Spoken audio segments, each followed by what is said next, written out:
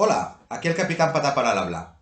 Para el videoblog de hoy quería hablaros de un tema que está más bien dirigido a autores y en particular a autores noveles, pero que no deja de ser interesante que lo oigan también los lectores porque, quieras que no, son la piedra angular que fomenta un poco este fenómeno. Estoy hablando de ciertas técnicas de mercadotecnia, de marketing, que generan una cierta mitología en torno al autor y que pueden añadir una capa de estrés adicional a la particular tarea ya que tienen los creadores, en particular los escritores de narrativa. Eh, lo primero que hay que aclarar es que todo esto tiene mucho que ver con lo que hablábamos el otro día del héroe, el héroe como concepto central de la narrativa, y que es un concepto que desborda hasta el mundo real y que termina impregnando, termina corrompiendo en cierto modo la figura del escritor. Esto tiene mucho que ver con la mentalidad del hombre construido a sí mismo, el triunfador, el genio, todos esos conceptos que nos indican, que nos hacen creer que hay unas personas extraordinarias que en un momento dado van a hacer una cosa increíble y que al final esto es lo importante, ¿no? Que el mundo gira a partir de personas clave y que cuando identificamos una de ellas, pues hay que rendirse a sus pies y hay que dar todo el crédito a su obra, hay que abrazar lo que nos propone y disfrutarlo a fondo. Es una narrativa un poco peculiar, con la que no estoy totalmente de acuerdo, sin poner en cuestión que efectivamente hay personas que son sobresalientes, hay personas que en su campo son extraordinarias y hay personas que merecen mucho la pena seguir su trabajo solo por lo que han demostrado ser. Creo que se contamina un poco la idea de la literatura al dar excesiva importancia a este tema cuando se trata del escritor. Me explico. Al final, un libro va a ser magnífico o no, por el libro en sí mismo, no por quien lo haya escrito, no por sus circunstancias, no necesariamente por si esa persona es lo que entendemos por un genio o no. Válgame la comparación por sacarla un poco del contexto narrativo y facilitar la comprensión sin el aspecto emocional, vamos a decir, de Mozart. Mozart, por lo visto, era un genio del piano ya con 5 años. Y esto es magnífico, es muy interesante, es una anécdota de la historia muy curiosa y que sin duda nos puede hacer reflexionar, pero no es lo que hace que sus composiciones sean maravillosas. Sus composiciones son maravillosas en sí. Las hubiera compuesto con 60 años, con 80, con 40, con 5, con 10 o con 20. Y ese es un punto que entronca ya directamente con el primer mito del marketing, el primer tema sobresaliente del marketing que nos encontramos con mucha frecuencia. Y ese es el de la edad del autor. No sé si os habrá pasado a vosotros, pero hubo una época, sobre todo en torno al género fantástico, en el que se incidía mucho la juventud de la persona. Y era como, en plan, mirad qué maravilla tiene que ser este libro, que lo está publicando ya, creo recordar que era Planeta, que lo está traduciendo ya Planeta al español y la autora o el autor, creo que era una autora, tiene solo 17, 18 años. Y era un poco como, a ver, si ha escrito esto ya así con esta edad, tiene que ser una maravilla, tiene que ser un genio, entonces no os lo perdáis, porque esto van a ser sus primeros pasos y ya es una maravilla absoluta. Y la cosa no deja de ser curiosa porque, quieras que no, la obra en sí tiene que hablar por sí misma. Y el bagaje cultural de una persona, por muy genial que sea, con 17 años, no va a ser el mismo que de 10 años después. Es decir, puede ser un argumento incluso trampa. Pero a mí lo que me interesa no es criticar en sí la idea de si tiene valor o no esta persona, como digo, lo desligo de su edad, sino el impacto que esto genera en los propios escritores. Tuve la suerte de publicar mi primera obra con 18 años, la había escrito, pues, creo que la empecé con 16, 17, esa novela en concreto, ojo, que había escrito ya bastante antes, empecé a escribir con 10 años. Y recuerdo que tenía un poco la obsesión ya en aquella época de ser un joven escritor y de publicar antes de ser mayor de edad. Ya ves tú qué tontería. Y aquello me impulsó a buscar, de un modo muy errático, un editor desde el mismo momento en el que tuve terminada mi primera novela, que titulé Manto de Miseria, sería publicada como Caín encadenado por Ediciones Premura, en formato digital, era un tema que exploraban en aquella época, y fue un arma un poco de doble filo. Digo de doble filo porque no voy a negar que en su día el tener el espaldarazo de que una persona que no me conociera de nada, el editor de Premura, decidiera publicarme la obra, pues para mí fue un reconocimiento y te sientes muy bien y te da energías para seguir escribiendo y bueno, tienes los frutos muy pronto y es algo sin duda positivo. Pero es un arma de doble filo, como digo, por varios aspectos. El primero es que yo no tenía ni puñetera idea de dónde estaba mandando mis manuscritos. Este mismo manuscrito de Manto de Miseria lo mandé nada menos que, y estaréis pensando, al Minotauro. No, lo mandé al Premio Planeta. Porque yo estaba convencido con mis 17 añitos de que mi obra tenía que ser tan maravillosa que incluso en el Planeta, que no publican nunca, no seleccionan nunca obras de fantasía pura y dura, estoy hablando de una dragonada, estoy hablando de, no había dragones, pero era espada y brujería a degüello. Pues yo me decía, esto va a ser tan maravilloso que los de Planeta van a cambiar su línea editorial. Esta anécdota os puede dar una idea de hasta qué punto tenía el horizonte totalmente perdido. Y todo esto viene de esa psicosis que transmitimos a veces con el tema de hay que llegar muy rápido al tema, hay que llegar muy rápido al éxito. A mí me recuerda un poco a la obsesión que hay en ciertos círculos aquí del tema escolar de hacer saltar años a los niños. Cursos escolares, perdón, los años no se saltan, son los cursos escolares. No tengo nada en contra del hecho en sí de saltar un año escolar si realmente el niño va a estar mejor saltando esos años. Si realmente el niño no está a gusto con sus compañeros de clase, si realmente el niño no está bien con los contenidos didácticos y está pasando lo peor por estar en ese ámbito. Pero francamente, sobre todo mi chico mayor, desde que es muy canijo, ha ido muchísimo por delante de lo que es su nivel escolar. Se leyó los de Harry Potter con 8 años de tirón en 2 semanas. Ha sido un niño que escolarmente siempre ha tenido muy buenas notas, muy adaptado también al sistema escolar, esto también hay que decirlo, porque claro, hay niños que van muy adelantados pero no están a gusto en las clases. Y francamente, como está a gusto con sus compañeros, no veo la prisa porque llega a la universidad con 16 años en lugar de con 18. ¿Qué más da? Quiero decir, en la vida hay muchísimas cosas interesantes que hacer. Saco esta anécdota en relación precisamente a esta psicosis que pasamos a veces a los jóvenes autores, que parece que si no han ganado su primer premio literario importante en la veintena, ya parece que vayan con retraso. Y esto es una tontada muy grande. Y tiene mucho que ver con lo que se pone a veces en las solapas de los libros. Yo entiendo que hay que vender a los autores y que a veces cuando tienes un autor joven, lo único que tienes que decir, lo único que puedes decir de él es que es joven. Pero bueno, es que esto es una redundancia, pues ya vemos que es joven.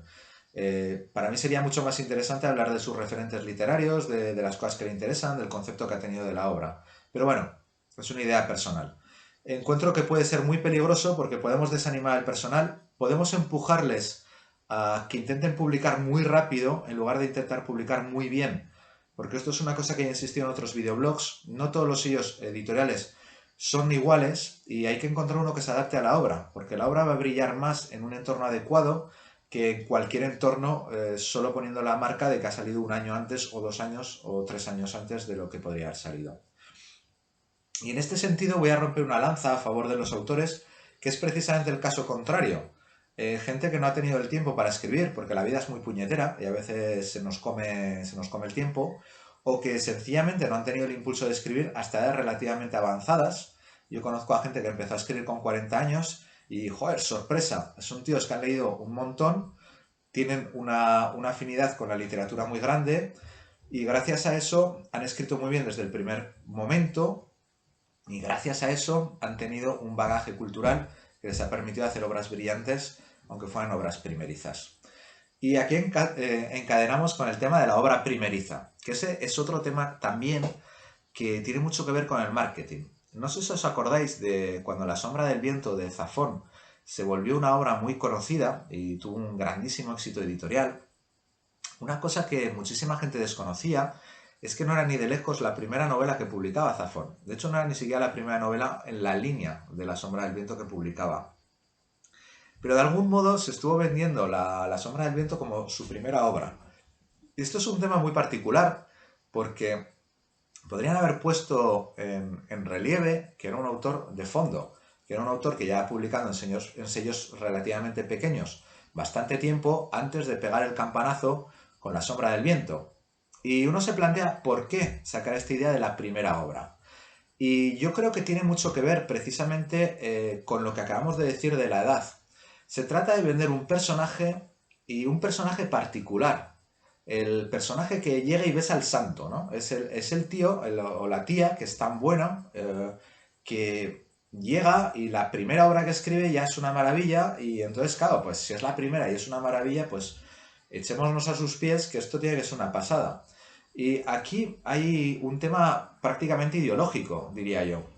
Y es la idea de que no es el trabajo duro, no es el trabajo en equipo, no es el conjunto de tus circunstancias personales, incluido donde te crías, dónde has desarrollado tu trabajo, etcétera, el que va a llevar adelante tu obra, sino esa idea de la genialidad absoluta, ¿no? El tío muy joven, el tío que presenta su primera obra y ya da en el blanco.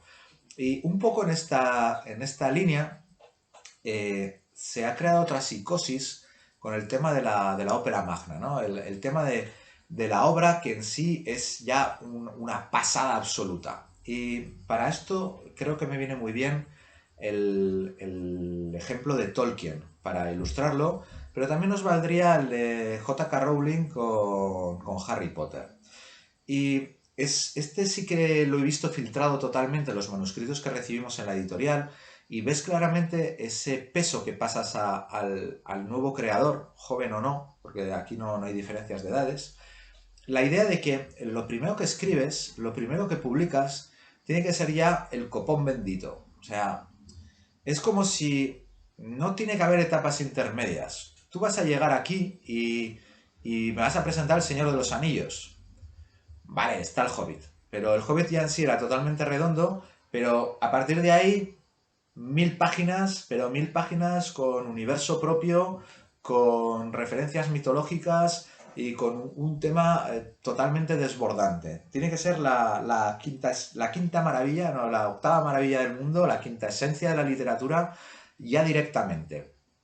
Y claro, esto hace de que esto provoca que la gente te envíe manuscritos diciéndote cosas tan entrañables como que su libro va a ser el nuevo Crepúsculo, va a ser el nuevo Harry Potter, va a ser el nuevo Tolkien. Que de hecho lo del nuevo Tolkien no es una coña. Lo del nuevo Tolkien en una época lo encontrás en muchas solapas de libros. Que a mí me ha parecido algo de un mal gusto total. A mí me pone que soy el nuevo Tolkien en una solapa de libro y francamente creo que corto lazos con la editorial y que le den bola. Bueno, digo esto porque no me ha dicho a mí los de Random House Mondadori por que soy el nuevo Tolkien. Pero bueno, la idea es esa, ¿no? Tienes que llegar ya, tiene que ser una obra del copón, tiene que ser una cosa que nos deje a todos boquiabiertos desde tu primera obra publicada. Porque, claro, en este mundo de tiburones, si no, ¿por qué demonios te íbamos a hacer caso? Tú nos traes un librico que está bien. Venga, ¿a dónde vas? No, no, yo aquí quiero el Silmarillion para arriba. O sea, pónmelo bien. Y claro, esto genera un estrés en los autores y genera una perspectiva de la narrativa que yo creo que coarta no ya solo el proceso creativo, que ya es una barbaridad en sí, sino la relación que se crea con el propio circuito editorial. Y yo creo que nos vendría mucho mejor a todos que aceptáramos que escribimos lo que escribimos por el momento en el que estamos y por los intereses que tenemos.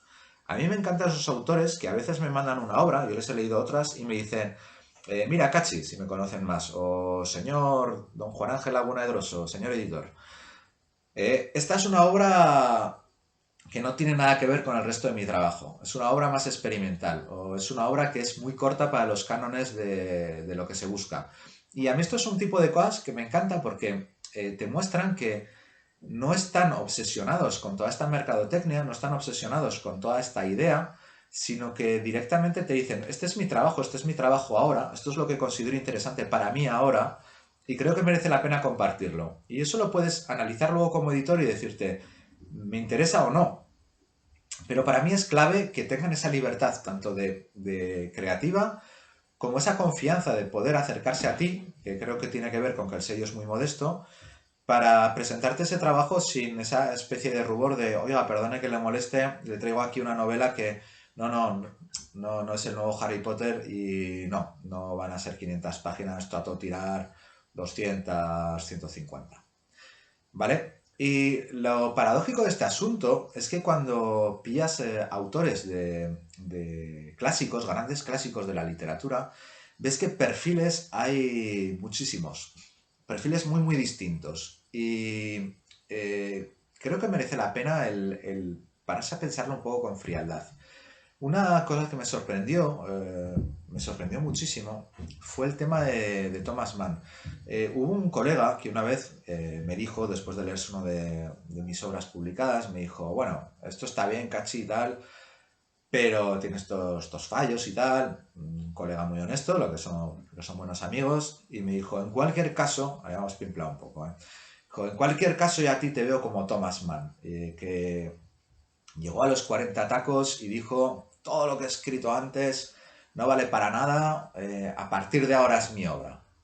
Y a mí aquello wow, me dejó un poco a bolos. Yo no he leído la cita directamente, igual es totalmente apócrifa, pero a mí me sorprendió porque los Buddenbrook lo escribió, si no me equivoco, con 18 tacos, que era muy jovencito. Y los Buddenbrook para mí es el clásico capolavoro que dirían los italianos, es la obra maestra ya de entrada. O sea, el tío lo tenía todo, ¿no? Nos podría haber hecho un marketing de aquí del copón de entrada. Tenía la edad, era su primera obra publicada y era ya una obra maestra. Y aún así el señor llegó a los 40 tacos y nos dijo, no, espérate, que todo esto no vale para nada.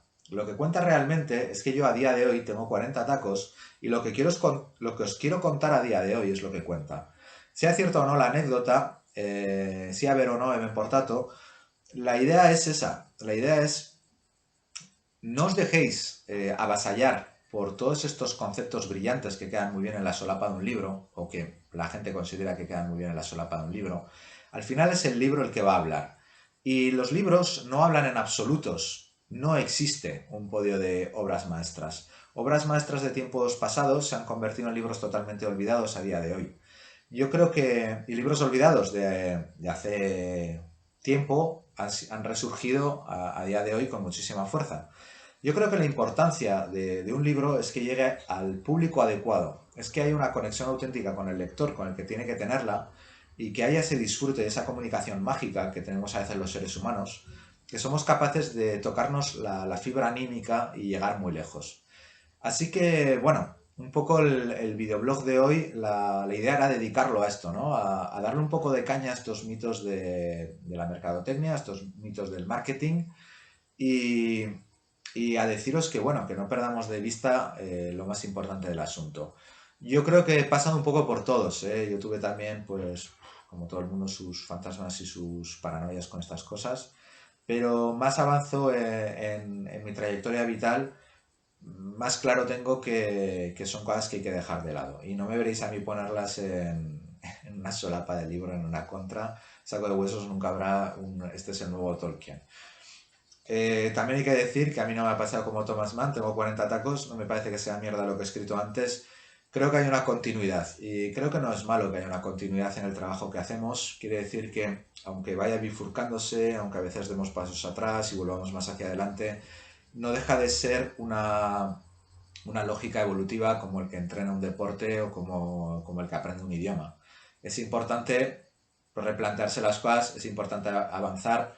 Quizás cortar amarras en un momento dado de la vida es importante también, por aquello del tema anímico, pero bueno, cada uno con su estilo. No os agobiéis demasiado por las etiquetas que veis en los libros.